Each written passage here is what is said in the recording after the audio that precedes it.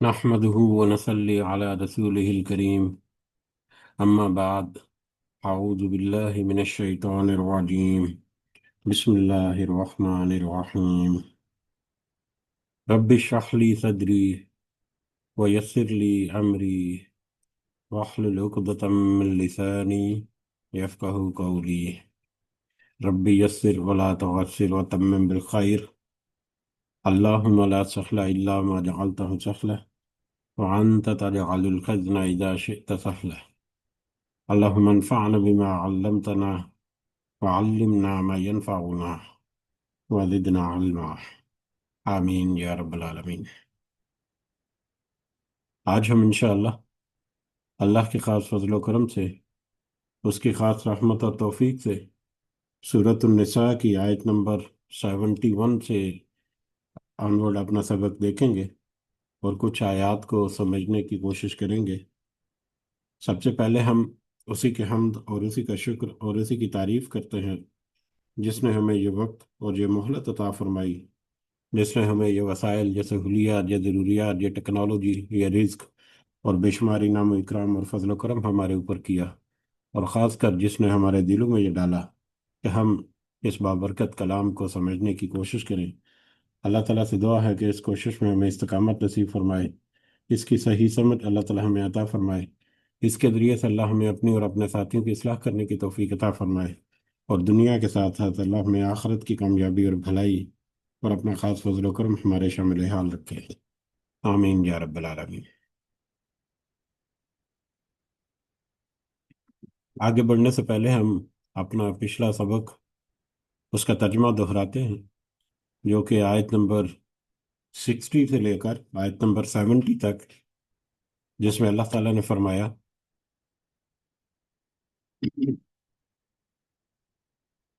کیا آپ نے انہیں نہیں دیکھا جن کا دعویٰ تو یہ ہے کہ جو کچھ آپ پر اور جو کچھ آپ سے پہلے اتارا گیا اس پر ایمان لائے ہیں، لیکن وہ اپنے فیصلے غیر اللہ کی طرف یعنی طاغوت کی طرف لے جانا چاہتے ہیں، حالانکہ انہیں حکم دیا گیا ہے کہ شیطان کا انکار کریں۔ شیطان تو یہ چاہتا ہے کہ انہیں بہکا کر دور کر ڈالے۔ ان سے جب کبھی کہا جائے کہ اللہ تعالیٰ کے نازل کردہ کلام کی اور رسول اللہ صلی اللہ علیہ وسلم کی طرف آؤ، تو آپ دیکھ لیں گے کہ یہ منافق آپ سے منہ پھیر کر رکے جاتے ہیں۔ پھر کیا بات ہے کہ جب ان پر ان کے کرتوت کی وجہ سے کوئی مصیبت آ پڑتی ہے تو پھر یہ آپ کے پاس آ کر اللہ کی قسمیں کھاتے ہیں کہ ہمارا ارادہ تو صرف بھلائی اور میل ملاپ کا ہی تھا۔ یہ وہ لوگ ہیں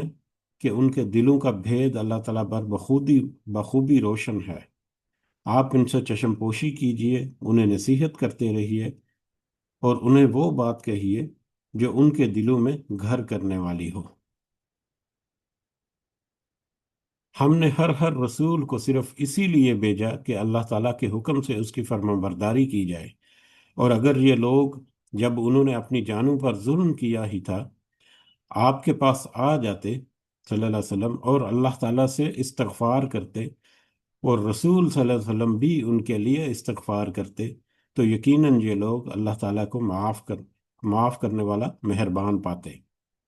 سو قسم ہے تیرے پروردگار کی، یہ مومن ہو ہی نہیں سکتے جب تک کہ تمام آپس کے اختلاف میں آپ کو حاکم نہ مان لیں، پھر جو فیصلے آپ ان میں کریں ان سے اپنے دل میں کسی طرح کی تنگی اور ناخوشی نہ پائیں اور فرما برداری کے ساتھ قبول کر لیں۔ اگر ہم ان اگر ہم ان پر فرض یہ کر دیتے اگر ہم ان پر یہ فرض کر دیتے، یہ ان کے لیے لازم کر دیتے کہ اپنی جانوں کو قتل کر ڈالو یا اپنے گھروں سے نکل جاؤ، تو اسے ان میں سے بہت سے کم لوگ بجا لاتے، اور اگر یہ وہی کریں جس کی انہیں نصیحت کی جاتی ہے تو یقیناً یہی ان کے لیے بہتر اور زیادہ مضبوطی والا ہے، اور تب تو انہیں ہم اپنے پاس سے بڑا ثواب دیں گے اور یقیناً انہیں راہ راست دکھائیں گے۔ اور جو بھی اللہ کی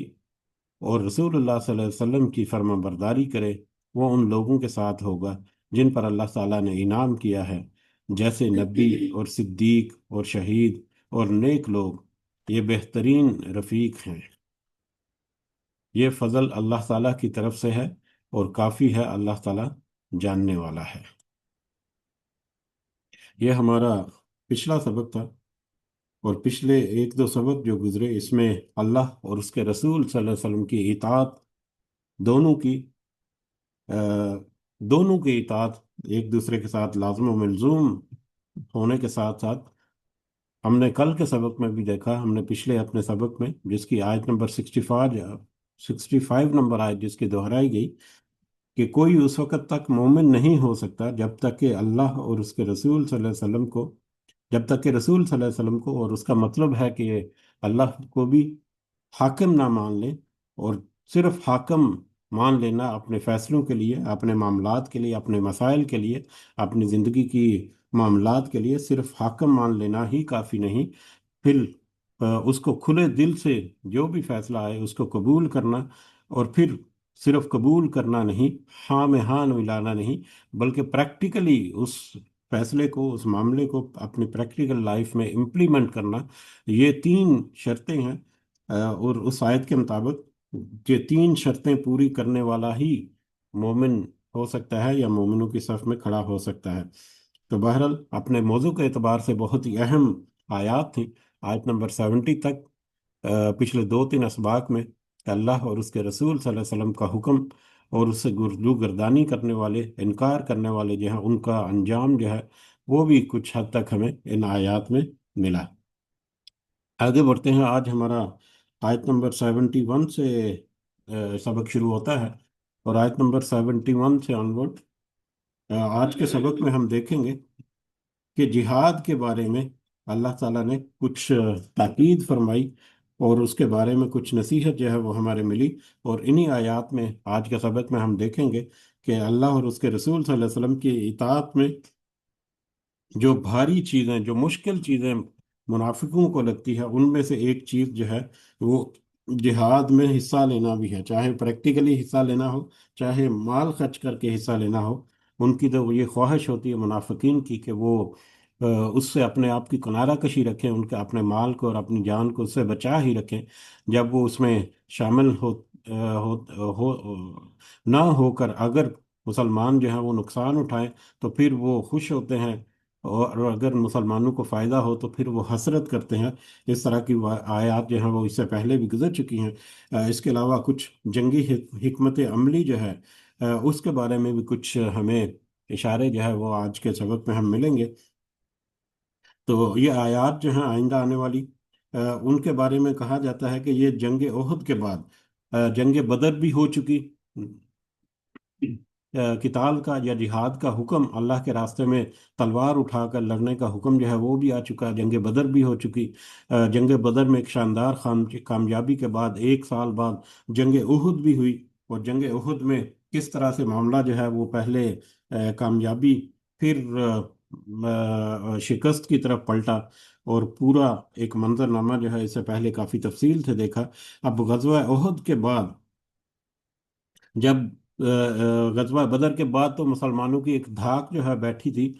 لیکن اس کے بارے میں بڑے پریشان تھے اہل کفار جو ہیں سارے کے سارے، اور انہوں نے حملہ کیا، اور اور احد کے بعد پھر اگرچہ وہاں پر معاملہ جو ہے وہ برابر برابر کا ہوا، لیکن پھر بھی جو نان مسلم سے، جو اہل کفار ہیں، ان کو ایک حوصلہ بڑھا کہ اب ہم دوبارہ سے طاقت پکڑ سکتے ہیں اگر ہم دوبارہ سے کوشش کرتے رہیں۔ تو لہذا احد کے بعد پھر حالات جو ہے وہ جنگی محاذ کے اعتبار سے بڑے کریٹیکل ہو گئے، جبکہ ابو سفیان جو ہے وہ بھی، انہوں نے بھی جاتے ہوئے غزوہ احد سے بعد جب واپس پلٹے تو انہوں نے کہا، اپنی کامیابی کا اعلان بھی کیا، اور اگلے سال واپس آنے کا چیلنج بھی دیا، گو کہ اگلے سال وہ نہیں آئے تھے، جس کو جس کا تذکرہ بھی ہم اس سے پہلے کر چکے ہیں۔ بہرحال اس واقعے کے بعد، غزوہ احد کے بعد، یہودیوں اور منافقین اور مدینہ کے ارد گرد جو دیگر قبائل تھے جن کے پاس ساتھ کچھ ایگریمنٹس بھی طے ہو چکے تھے، لیکن اب ان میں کچھ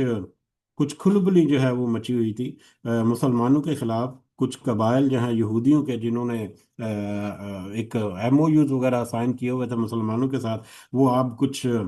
खिलाफ वर्जियां भी करते नजर आते हैं, कुछ कुफार के साथ मिलकर दोबारा से अपनी ताकत जो है वो जमा भी करते नजर आते हैं। यानी इस्लाम के खिलाफ दुश्मनी जो है वो एक दफा फिर जोर पकड़ रही है, जो कि दुश्मनी जो है वो डिफ्यूज हो रही है। ऐसी सिचुएशन में मुसलमान जो हैं वो वो महफूज नहीं, वो अब खासकर मदीने से बाहर जैसे ही निकलेंगे तो कुछ लोग जो हैं वो उनको उनके ऊपर हमलावर करके उनके ऊपर नुकसान पहुंचाना, या कुछ ऐसी रिवायात भी मिली कि कुछ हीले बहाने से कुछ मुबल्लगीन को वहां पर लेके गए, वहां पर अपने साथ लेकर गए और वहां पर जाकर कत्ल कर दिया गया। तो इस तरह की कुछ वाकयात जो हम ले, तो इस वजह से अल्लाह ताला ने इन आयात के जरिए से और नबी करीम सल्लल्लाहु अलैहि वसल्लम ने फिर बड़ी हिकमत अमली से इन इन मामलात को समझकर इसके मुताबिक कुछ ताकीद जो है वो भी की, रहनुमाई भी हुई। तो उसके बारे में भी कुछ आयात मिलेंगी आज जो है, बल्कि मुख्तसर सा तज़किरा होगा। तो यानी आज के सबक में अगर हम खुलासा देखें तो जंग के लिए हर वक्त तैयार रहने की और एहतियाती तदाबीर करने का अल्लाह ताला ने हुक्म दिया, जो पहली ही आयत में मिलेगा। उसके बाद मुनाफिकीन का तज़किरा मिलेगा कि जंग में माल खर्च करना और उसमें हिस्सा लेना उनके लिए एक भारी काम है। और फिर अल्लाह के दीन को गालिब करने के अलावा मजबूर मुसलमानों की मदद करने के लिए जिहाद करना ये भी बहुत अफजल है। इसके बारे में भी आज हमें एक आयत मिलेगी कि मक्का में जो मुसलमान जो कि अपनी मजबूरियों की वजह से हिजरत नहीं कर सके, उनके ऊपर अब मक्का के जो काफिर हैं वो जुल्म सितम करते हैं। तो अब वो उस जुल्म सितम को सहते भी हैं और अल्लाह के हजूर दुआएं भी करते हैं। तो ऐसे मुसलमानों की मदद करने के लिए फिर लश्कर को लेकर निकलना और उनकी मदद करना, ये भी एक अफसल जिहाद में शामिल है। तो ये कुछ चीदा चीदा पॉइंट्स हैं जो आपके आज के सबक में हम देखेंगे इंशाल्लाह। तो शुरू करते हैं आज का सबक हमारा। औज़ु बिल्लाहि मिनश शैतानिर रजीम। या अय्युहल्लज़ीना आमनू, ए लोगो जो ईमान लाए हो, ए ईमान वालो, खुजू,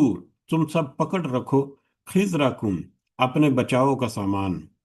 तुम सब अपने बचाव का सामान पकड़े रखो, यानी तुम सब जंग के एतबार से अपनी तैयारी जो है वो हमेशा मुकम्मल रखो, अपने नेज़े तैयार रखो, अपनी तलवारें तेज रखो, और हर वक्त जो है वो अपनी तैयारी जो है वो पूरी रखो कि किसी भी वक्त या तो कोई छोटी टोली में आगे जाकर आएगा, या किसी बड़े महाज पर तुम्हें कोई बड़ी कॉल आ सकती है, या तुम रोजमर्रा के मामलात में जो जो आगे पीछे घूमते हो, तो कहीं भी किसी भी वक्त तुम्हारे ऊपर कोई हमलावर होकर कुछ तुम्हें नुकसान पहुंचा सकता है। हालात के मुताबिक तुम्हारे लिए लाजिम है, या तुम्हें ये हिदायत की जाती है कि तुम अपनी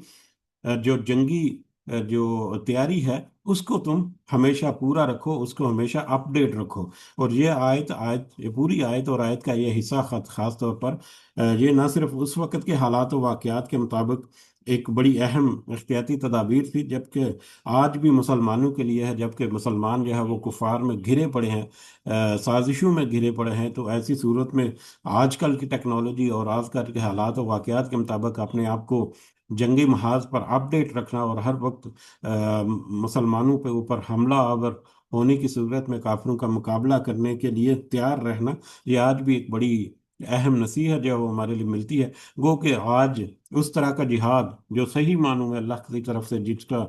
जिसको जिहाद कहा गया अल्लाह ताला ने, सिर्फ इस्लाम के गलबे के लिए और इस्लाम के लिए तलवार उठाना, उस तरह के तो माहौल नहीं, सियासी ज़्यादातर पस मंज़र नज़र आता है। या अपने बाउंड्रीज जो है उसकी हिफाजत करना जो है वो, उसमें मुसलमान भी आपस में लड़ते झगड़ते नजर आते हैं। लेकिन बहरहाल अल्लाह के कलमे को बुलंद करने के लिए हर वक्त अपना अपने हथियारों को रेडी रखना, इसका यहाँ पर हुक्म हुआ।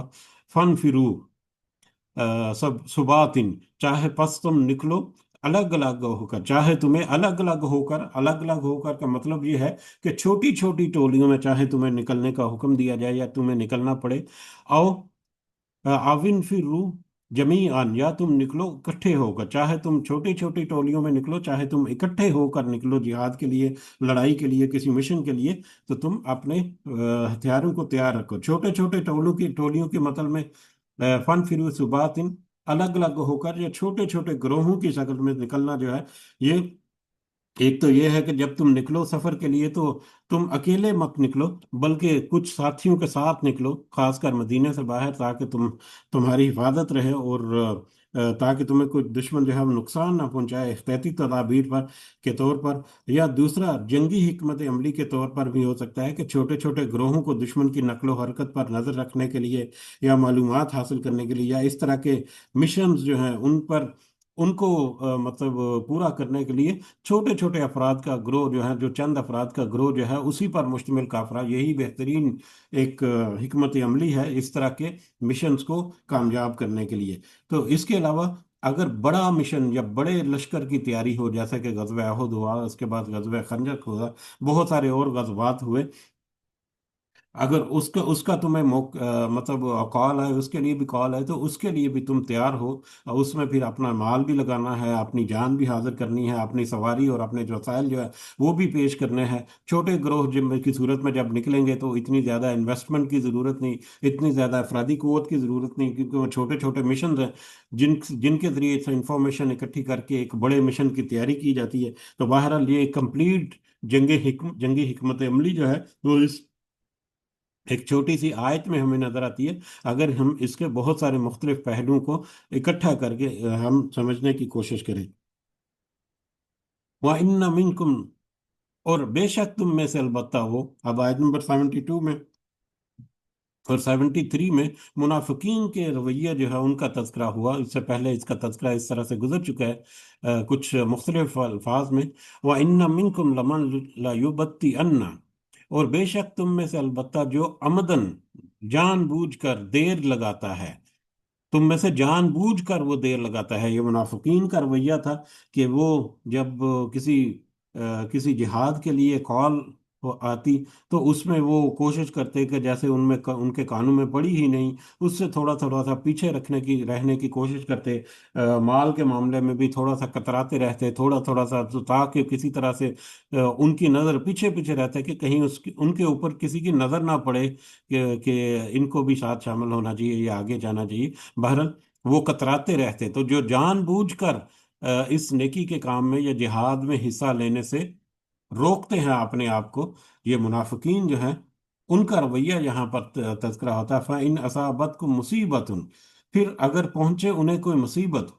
यानी पीछे रुके वो हीले बहाने करके या नजर कतरा कर या मंजर आम से गायब होकर, नजरों से पीछे हटकर उन्होंने अपने आप को उस जिहाद में ना तो माली तौर पर हिस्सा डाला या कुछ थोड़ा बहुत अगर दे भी दिया तो ज़ाहरी तौर पर भी उसमें बिल्कुल वो पीछे रहे, कोई उन्होंने पार्टिसिपेट नहीं किया। ऐसी सूरत में जब उनको उन्हें यानी मुसलमानों को जब कोई मुसीबत पहुंचे, यानी मुसलमान अगर कोई किसी मार्के में कोई शिकस्त उनको हो जाए तो कौला, तो वो कहते हैं, मुनाफिक कहता है, कद अन अमल्लाहु, कि इनाम किया है अल्लाह ने, अलैया, मुझ पर, इज लम अकुम माहुम शहीदा, कि मैं उस वक़्त उनमें मौजूद नहीं था, उनके साथ में मौजूद नहीं था। ये तो मेरे ऊपर अल्लाह ताला का फजल हो गया कि मैं उनमें मौजूद नहीं था, वगरना मुझे भी ये बड़ा नुकसान जो है वो उठाना पड़ता या मुझे भी ये तकलीफ जो है वो बर्दाश्त करनी पड़ती। यानी नुकसान की सूरत में तो वो अपने आप को खुशकिस्मत समझता है। लेकिन वाला इन असाबकुम फजल मिन अल्लाह, जब अगर अल्लाह ताला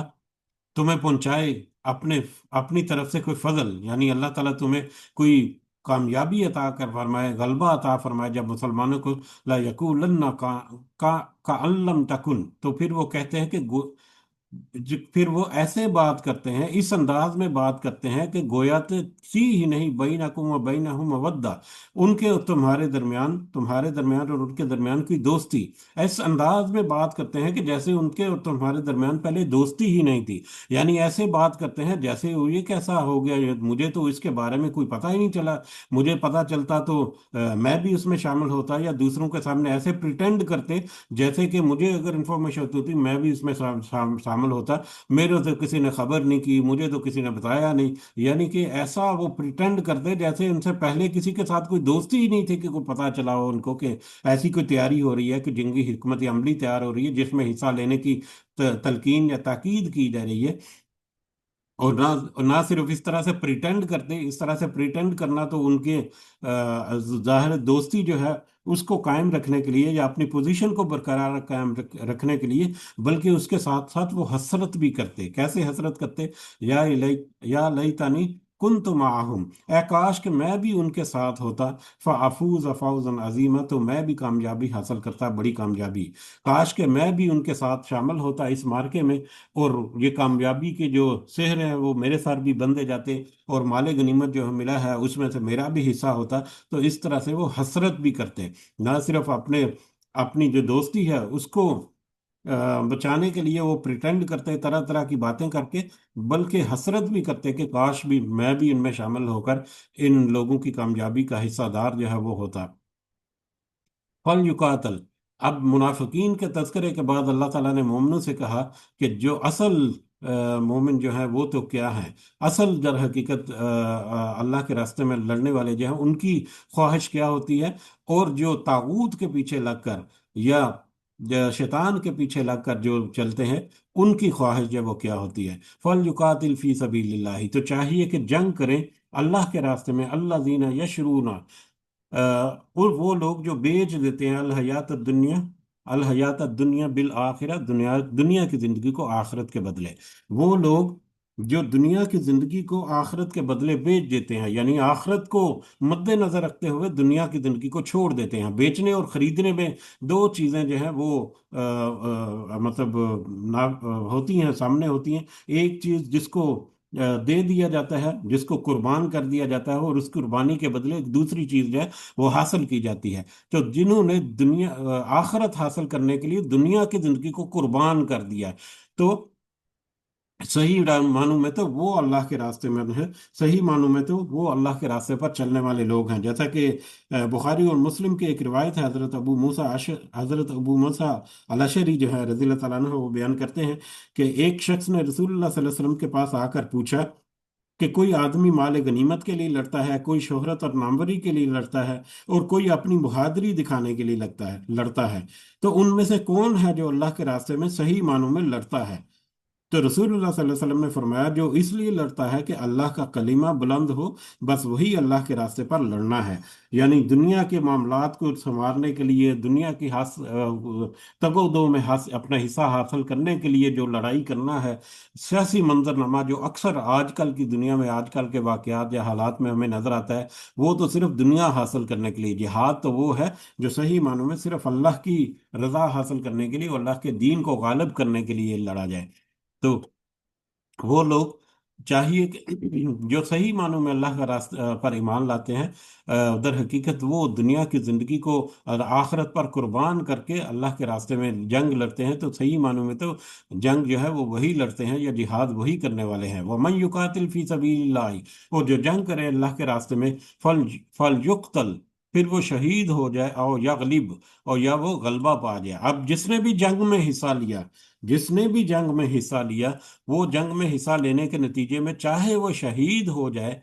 अल्लाह की राह में अपनी जो जान उसकी जो है वो कुर्बान हो गई, या वो गलबा पा जाए, यानी गाजी हो जाए, और गालिब होकर वो वापस लौटे, फसौफ नुअतीही अजरा नजीमा, तो अनकरीब हम उन्हें देंगे बड़ा अजर। तो इस सूरत में, दोनों सूरतों में अल्लाह ताला की तरफ से एक अजीम अजर जो है वो उनका मुंतजर है। अल्लाह ताला उनको अनकरीब एक अजीम अजर जो है वो अता फरमाएंगे।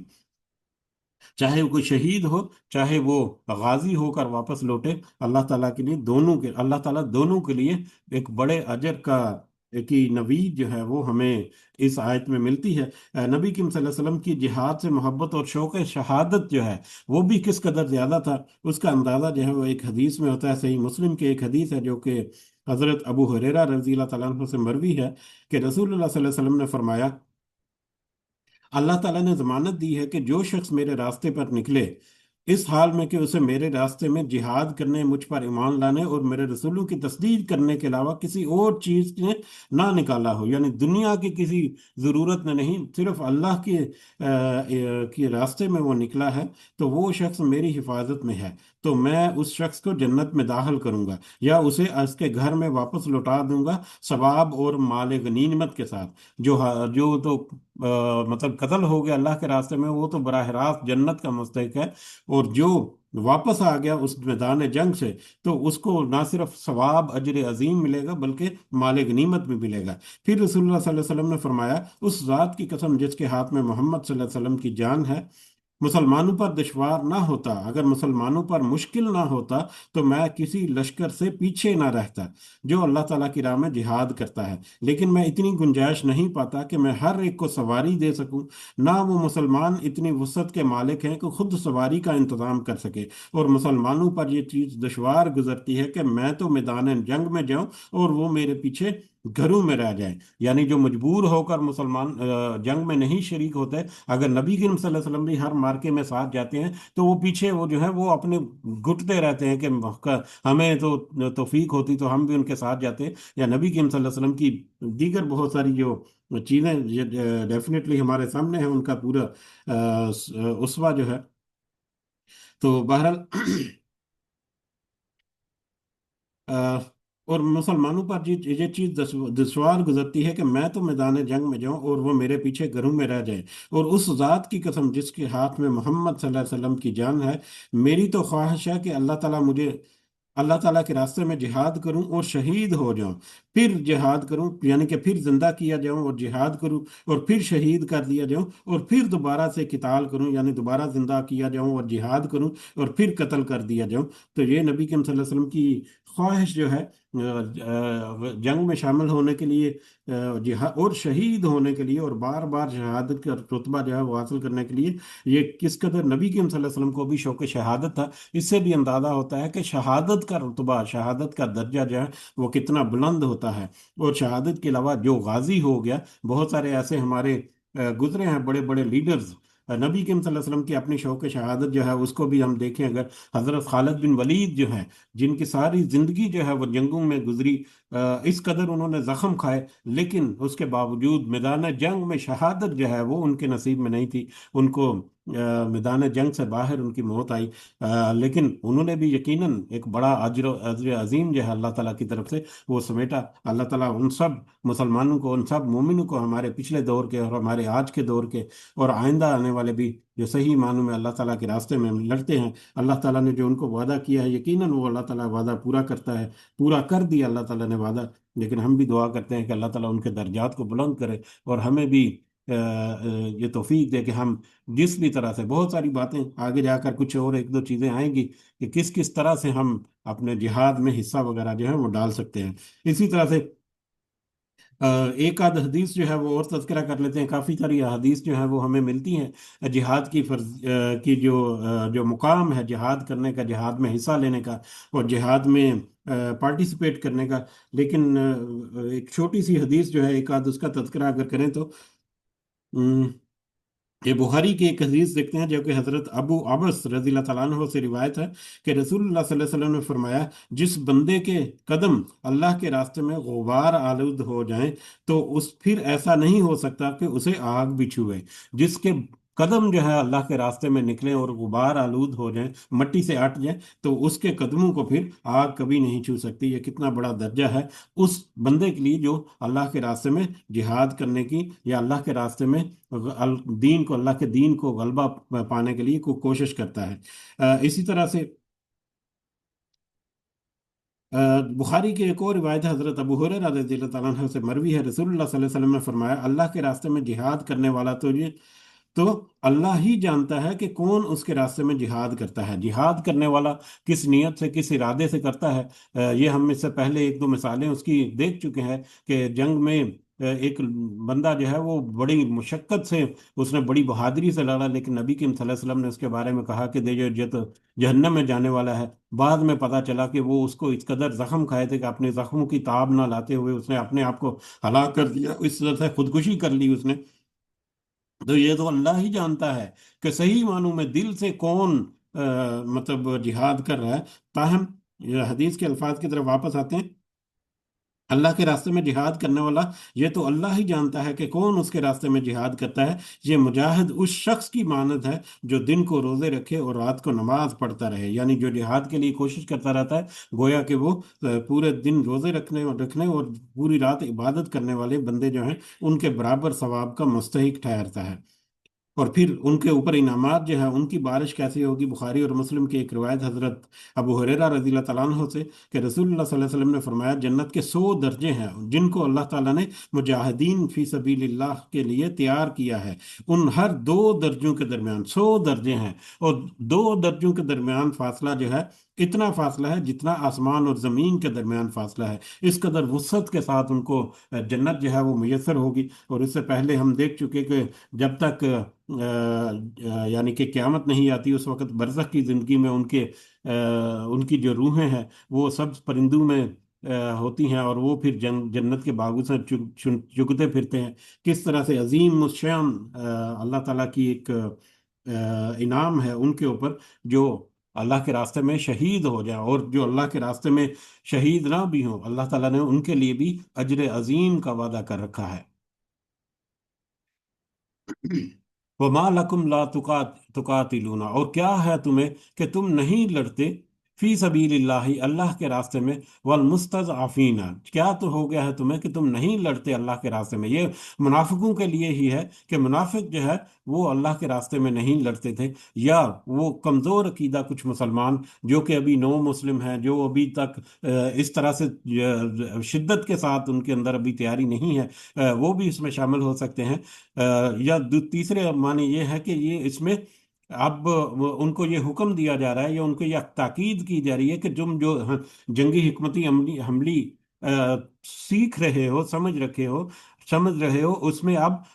کچھ ان لوگوں کو بھی شامل کر لو جو لوگ جو ہیں مظلوم ہیں، جن کے اوپر ظلم و ستم کیا جا رہا ہے، لیکن وہ اپنی مجبوریوں کی وجہ سے، اپنے حالات کی وجہ سے وہاں سے ہجرت کرنے کے قابل نہیں تھے یا ہجرت نہیں کر سکے۔ ان کو بھی اپنے ذہن میں رکھو کہ ان کے لیے لڑنا اور ان کے لیے بھی کچھ کوشش کرنا یہ بھی تمہارے جہاد کا حصہ ہے۔ وَمَا لَكُمْ لَا تُقَاتِلُونَ، اب کیا ہے تمہیں کہ تم نہیں لڑتے فی سبیل اللہ، اللہ کے راستے میں، والمستضعفین، اور سب بے بس کمزور، من الرجال والنساء والولدان، مردوں اور عورتوں اور بچوں کی خاطر، وہ کمزور بے بس اور کمزور بچے، مرد اور عورتیں جو اللہ کی راہ میں جو پیچھے رہ گئے، یعنی کہ مکہ میں باقی رہ گئے۔ اب ہمیں پتہ ہے کہ مکہ میں جب تک مسلمان تھے 13 سال تقریباً جو ہے وہاں پر جہاد کرنے کی یا اس طرح سے رسپونڈ کرنے کا ان کو حکم نہیں تھا، بلکہ نماز اور صبر کے ساتھ مطلب اللہ کی مدد حاصل کرنے کے لیے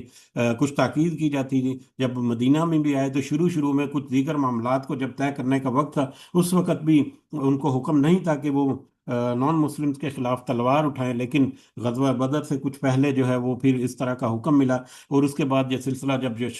جاری ہوا تو اب جب مکہ سے ہجرت کی گئی تو بہت سارے ایسے لوگ جو کہ بے بس تھے، کمزور تھے، ضعیف تھے، یا دیگر مسائل کی وجہ سے وہ شرعی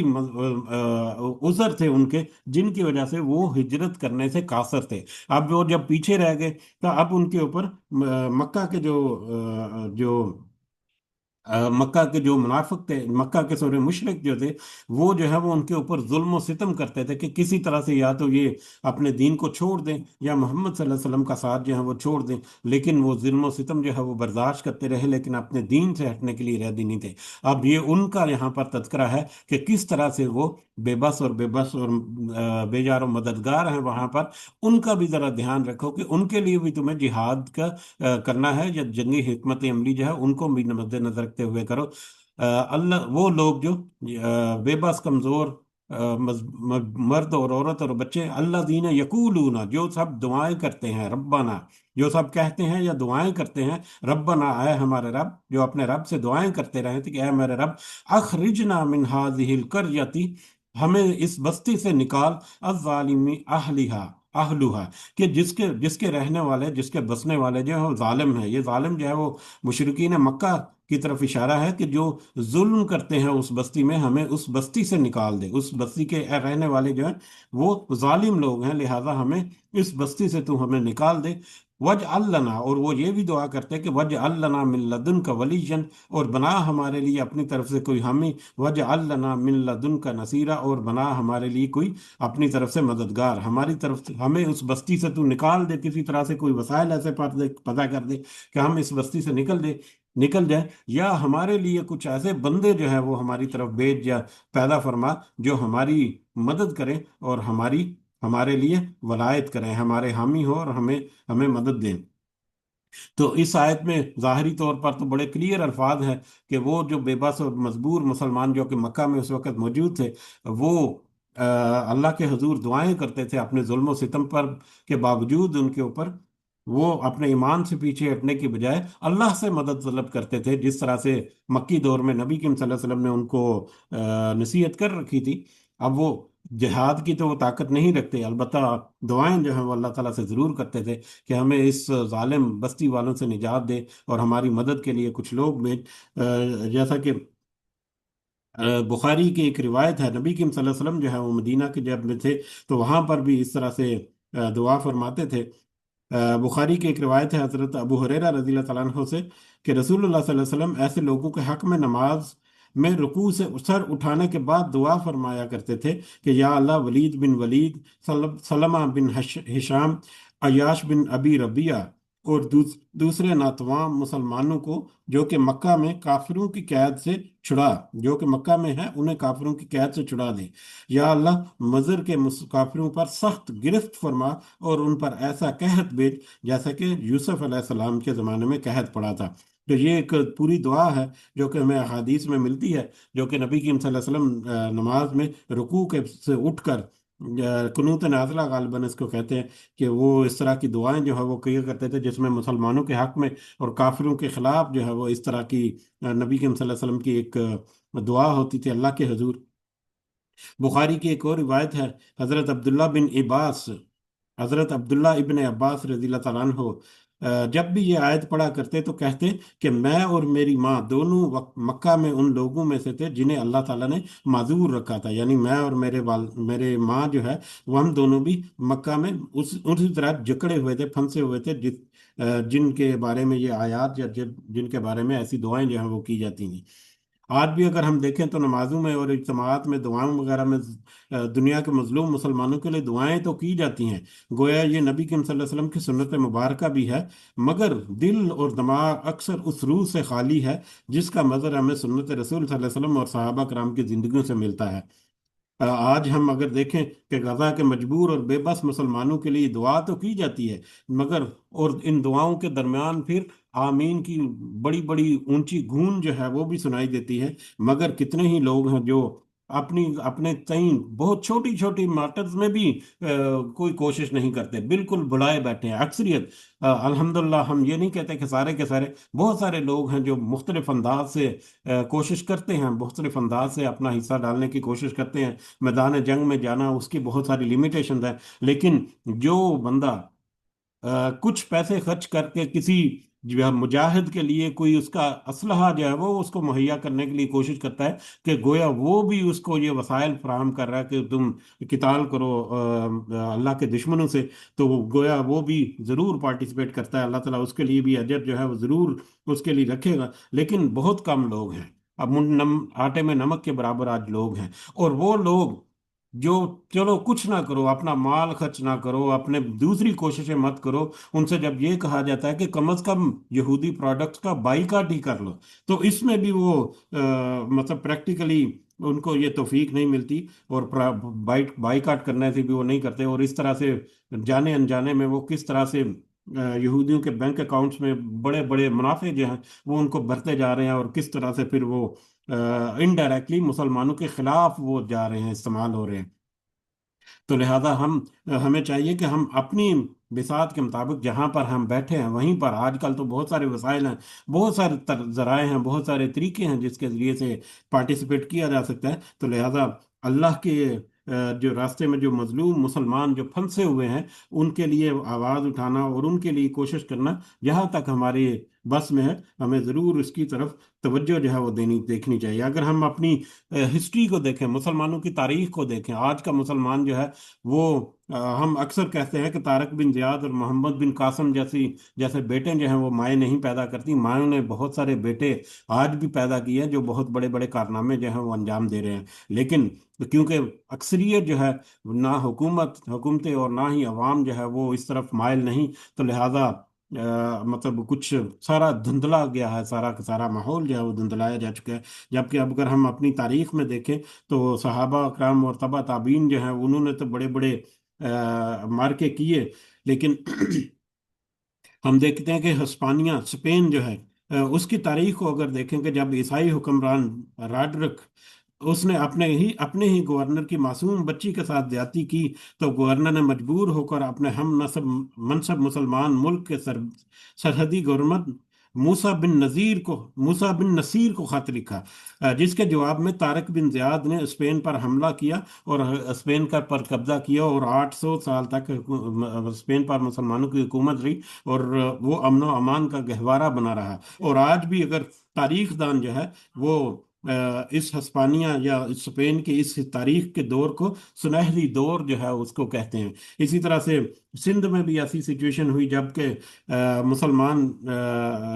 मुसलमान मुसाफिरों पर राजा दाहिर के गुंडों ने हमला किया, तो एक मुसलमान बेटी ने इराक के गवर्नर हज्जाज बिन यूसुफ को दुहाई दी, तो हज्जाज बिन यूसुफ ने अपने भतीजे मोहम्मद बिन कासिम को मजलूमों की मदद के लिए भेजा, और फिर मोहम्मद बिन कासिम ने पे दर पे हमले करके बरे सगीर के ऊपर किस तरह से अपनी हुकूमत कायम की, और फिर 1000 साल तक हिंदुस्तान में फिर पूरे बरे सगीर में मुसलमान या इस्लाम का एक जो झंडा जो है वो गड़ा रहा। और फिर उसके बाद फिर बरे सगीर में फिर मुख्तलिफ ममालिक भी बने, जिसमें मुसलमान ममालिक भी आज शामिल है। तो अगर हम अपनी तारीख में भी देखें तो हमें बहुत सारे ऐसे कारनामे मुसलमानों के नजर आते हैं, लेकिन अफसोस के साथ कि आज जो है पूरी पूरी फिजा जो है वो गर्द आलूद है, और मुसलमानों की कोई रोल जो है वो नजर नहीं आता, और बिल्कुल मुसलमान जो है वो अपने मैटर में पस्त नजर आते हैं।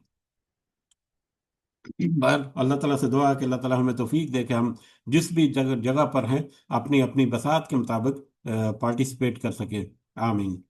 अल्लाजीना आमनु, वो लोग जो ईमान लाए, युकातिलूना फी सबीलिल्लाहि, वो तो सही मानों में अल्लाह के रास्ते में जंग करते हैं। अल्लाह के रास्ते में जिहाद सिर्फ मैदान जंग में नहीं, बल्कि वो मुख्तलिफ तरीकों से हो सकता है। जो अल्लाह पर ईमान रखते हैं हकीकी मानों में, दर हकीकत जिहाद तो वो करते हैं, जंग तो वो करते हैं, उनका जिहाद जो है फी सबीलिल्लाह अल्लाह के रास्ते में होता है। लेकिन वल्लजीन कफरू, उसके बरक्स वो लोग जिन्होंने इनकार किया, जिन्होंने कुफर किया, या जिन्होंने तागूत के पीछे पड़े रहे, युकातिलून फी सबील तागूती, वो तो जंग करते हैं तागूत के रास्ते में। ये अब दोनों जो है वो तकरीबन सेम से अल्फाज में, फी सबीलिल्लाहि व फी सबील तागूती, अल्लाह के रास्ते में जिहाद करना, यानी अपने माल, अपने वसाइल, अपनी जितनी जरूरियात हैं, अगर मतलब हिम्मत है, और अगर मतलब मौजू हालात हैं, तो अपनी जान को भी अल्लाह के रास्ते में पेश करना, ये तो मुसलमानों का रास्ता है। सही मानों में जो मुसलमान है, सही मानों में जो मोमिन है, वो तो अल्लाह के रास्ते में जंग करते हैं। लेकिन वो लोग जिन्होंने कुफर किया, वो तागूत के रास्ते में जंग करते हैं, यानी तागूत को मजबूत करने के लिए जंग करते हैं। या तागूत में, जैसा कि अभी तذکرہ हुआ, इनडायरेक्टली तागूत को मजबूत करने में बहुत सारे मुसलमान जो है वो पार्टिसिपेट करते हैं। यहूदी प्रोडक्ट का बाइकाट करना ये तो एक पहलू है सिर्फ, इसके अलावा बहुत सारी चीज़ें हैं। हुकूमती सतह पर आप देखें तो किस तरह से यहूदी हुकूमतों के साथ मिलकर मुसलमान अपने आप को कमज़ोर करते जा रहे हैं, और मुसलमान भाइयों के खिलाफ होने वाले जो जंग है यहूदियों के ईसाइयों की, उसमें वो यहूदियों और ईसाइयों का साथ दे रहे हैं, और इस कदर वो मतलब कमज़ोर हो चुके कि आज पर मजबूर हो चुके हैं कि वो तागूत का साथ दें। तो वो लोग जिन्होंने इनकार किया, लिहाजा कुफर सा मतलब एक तो ये है कि जो शिरक करने वाले मुशरिक हैं, अहले किताब यहूदी और ईसाई, या दूसरे ये भी हो सकते हैं कि जिन्होंने अल्लाह के हुक्म का इनकार किया और तागूत को उन्होंने सपोर्ट किया, तागूत के रास्ते में जंग की। फ़कातिलू अवलिया शैतान, तो तुम सब किताल करो शैतान के साथियों के साथ, ऐसे तागूत का साथ देने वाले शैतान के जो साथी हैं, तुम उनके साथ सबके साथ किताल करो। अब यहाँ पर ये फ़र्क जो है वो ये वाज़ेह होना चाहिए कि ये आयात जो है ये उन मुशरिकीन मक्का के लिए हैं जो कि मक्का में मुसलमानों के ऊपर जुल्म और सितम कर रहे हैं, या उन यहूदियों की जो कि मुनाफिक हैं, जो कि मुनाफिक थे, जो कि मुसलमानों के अंदर रहते हुए मुनाफिकत करते हुए तागूत का साथ देने वाले हैं, ये उनके बारे में ये आयात हैं। लेकिन आज ہم اس کو وسیع انداز میں اگر ہم دیکھیں تو ہمیں اپنے گریبانوں میں جھانکنے کی ضرور یہ آیت جو ہے یہ دعوت دیتی ہے کہ ہم اپنے گریبانوں میں ضرور جھانکیں، اپنے وہ لوگ جو اس طرح کی کسی باتوں میں ملوث ہیں ان کی کم از کم داد رسی کریں، یا ان کو کم از کم تھوڑے بہت جتنی ہماری آواز ہے اتنی آواز میں ان کو تھوڑا سا گائیڈ کرتے رہیں۔ ہو سکتا ہے کہ کسی ذہن میں کوئی بات پڑ جائے تو وہ طاغوت کو سپورٹ کرنا چھوڑ دے مسلمانوں کے خلاف۔ تو بہت ساری ایسی باتیں جو ہیں وہ آج ہم دیکھ سکتے ہیں، اور نہ صرف وہ بہت سارے انفرادی طور پر اور حکومتی سطح پر، بلکہ بہت سارے یہ چھوٹی چھوٹی این جی اوز کے ذریعے سے بہت سارے ایسے معاملات چلائے جاتے ہیں۔ اگر این جی اوز جو ہیں جو جس طرح سے وہ کام کرتی ہیں ظاہری طور پر تو بڑا وہ انسانیت کی بھلائی کا کام کرتی ہیں، لیکن اندر کھاتے وہ بھی بہت سارے ایسے میٹرز ہوتے ہیں۔ لہٰذا ایسے این جی اوز جو ہیں ان کے ساتھ بھی بڑا کیئرفل ہو کے، بڑا محتاط ہو کے، صحیح وہ جانے پہچانے لوگ جو ہیں یا جانے پہچانے ادارے جو ہیں جو صحیح معنوں میں اللہ کے دین کی خدمت کر رہے ہیں، ان کے ساتھ اب جڑیں اور ان کے ساتھ اپنا جو بھی کوشش کرنی ہے ان کے ذریعے سے کریں، تو یہی ہمارے لیے بہتر ہے، کیونکہ طاغوت کا دائرہ بہت وسیع ہے، اور اس کے جو جڑیں ہیں جو وہ بھی بہت پھیل چکی ہیں ہمارے معاشرے میں، ہمارے اسلامی اس ماحول میں۔ ان قید الشیطانی کان ضعیفہ، بے شک شیطان کی چال جو ہے وہ بہت کمزور ہے۔ شیطان جس قدر مرضی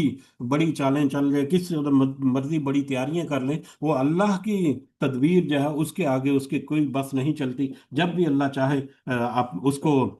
نیست و نابود کر سکتا ہے، اس کو شکست دے سکتی ہے، لیکن اس کے لیے مسلمانوں کو صحیح مضبوط ایمان کے ساتھ اللہ کے راستے میں نکلنا پڑے گا۔ کمزور ایمان والا جو ہے، جس کی کوئی نیت ہی نہیں، جس کا کوئی ارادہ ہی نہیں کہ وہ اللہ کے راستے میں کوئی کامیابی سمیٹے، تو اللہ تعالیٰ اس کو کامیابی نہیں دیتا۔ کامیابی اس کو دیتے ہیں اللہ تعالیٰ جس کے لیے پھر جو اللہ کے راستے میں پھر صحیح دل و جان سے نکلتا ہے، چاہے وہ جس بھی انداز سے نکلے۔ تو یقیناً شیطان کی چالیں جو ہے وہ کمزور ہیں۔ اگر مسلمان جو ہے وہ اپنے آپ کو مضبوط ہو کر شیطان کے سامنے، طاغوت کے سامنے ڈٹ جائیں، تو یقیناً شیطان جو ہے وہ اس قدر کمزور ہے کہ وہ پسپا ہونے والا ہے، وہ شکست پانے والا ہے۔ ہاں، اس دعا کے ساتھ کہ اس آج کے سبق میں ہمیں کچھ نصیحتیں ایسی ہیں جس میں یقیناً ہمیں بہت ساری ہمارے اندر کمزوریاں ہیں اور بہت ساری ہمیں اصلاح کرنے کی ضرورت ہے۔ اللہ تعالیٰ سے دعا ہے کہ اللہ تعالیٰ ہمیں توفیق عطا فرمائے کہ ہم اپنے گریبانوں میں جان کر، اور اپنے وہ لوگ جن سے ہم محبت کرتے ہیں، جو ہم سے محبت کرتے ہیں، ان کو بھی تھوڑا سا اس طرف ہم گائیڈ کریں، تاکہ ہم بھی تھوڑا بہت پارٹیسپیٹ کر سکیں آج کے ماحول کے اعتبار سے جو جہاد کی ضرورت ہے اس میں۔ آمین یا رب العالمین، وما علینا الا البلاغ المبین۔